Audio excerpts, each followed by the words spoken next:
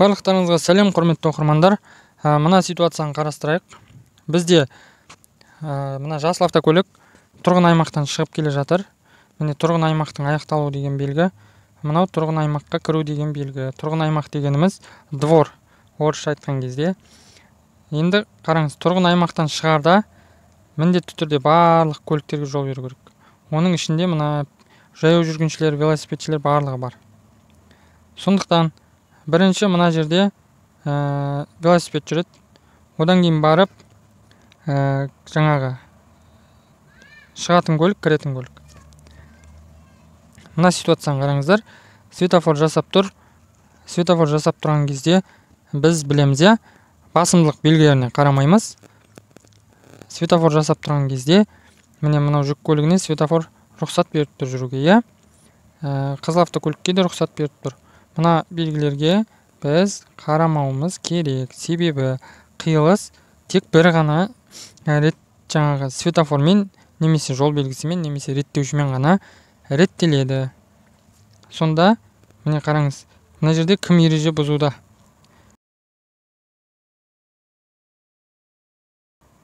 Міне қызыл автокөлік ереже бұзды. Себебі ол міне бұлай солға бұрылып жатқан кезде мына жүк көлігі оған оң жақтан кедергі болып табылады. Сол себепті ол міндетті түрде жүк көлігін өткізу керек, жүк көлігіне жол беру керек. Келесі ситуацияны қарастырайық, құрметті оқырмандар. Бұл жерде светофор жоқ, қиылыс жол белгілерімен реттеліп тұр. Сондықтан да мына жерде біз мына басымдылық белгілеріне қараймыз. Міне схеманы қарайсыз. Бұл жерде кім ереже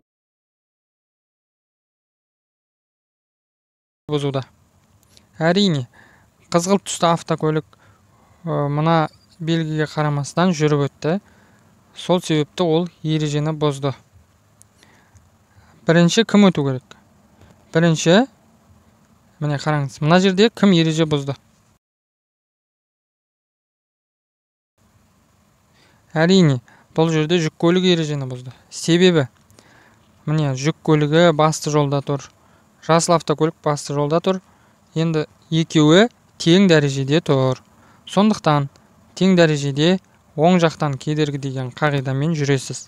Оң жақтан кедергі деген міне жүк көлігіне оң жағынан кедергі болып табылатын міне жасыл автокөлік.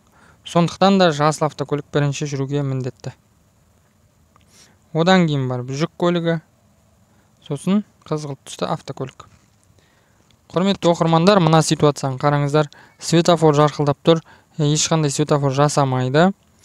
Мына жақта өрт сөндіру көлігі тұр, дыбыстық сигналы бар, жарқылдақ маягі бар. Енді кім бірінші өтеді? Міне ақ көлік басты жолда тұр.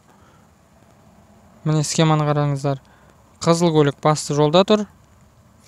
Енді кім бірінші өтеді? Қараңыз. Міне кім ереже бұзды бұл жерде? Әрине, ақ түсті автокөлік ереже бұзды. Не себепті?